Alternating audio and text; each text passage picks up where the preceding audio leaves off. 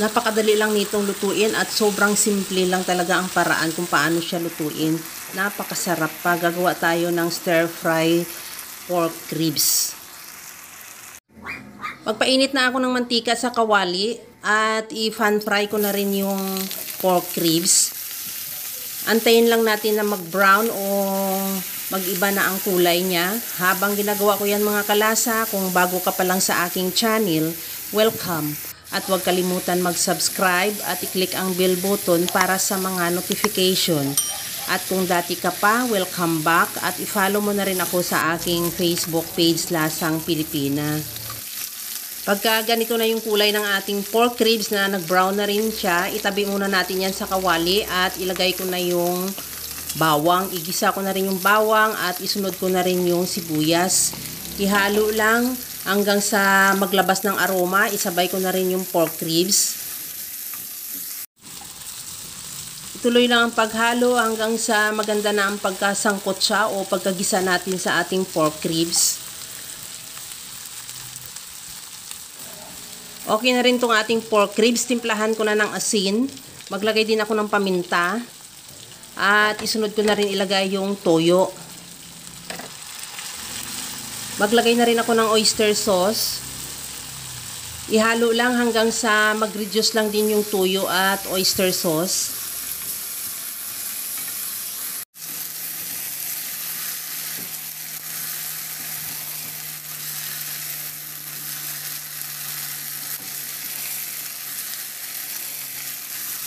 Sa puntong ito, okay na yung ating pork ribs. Maglagay na ako ng Sprite. Kahit anong brand ng lemon soda, pwede. At ihalo at siguraduhin mo lang din na matanggal mo yung toast na nakadikit sa kawali. At takpan hanggang sa mag-reduce lang din yung Sprite.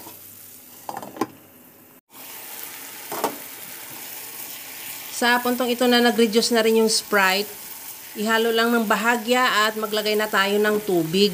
Nakadepende ang dami ng tubig sa dami ng karne. At takpan ulit hanggang sa maglambot lang din yung pork ribs.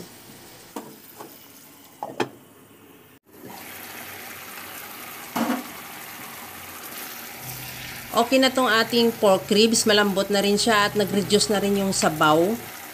Maglagay na ako ng calamansi juice. At ihalo lang hanggang sa mag-reduce lang din yung calamansi juice.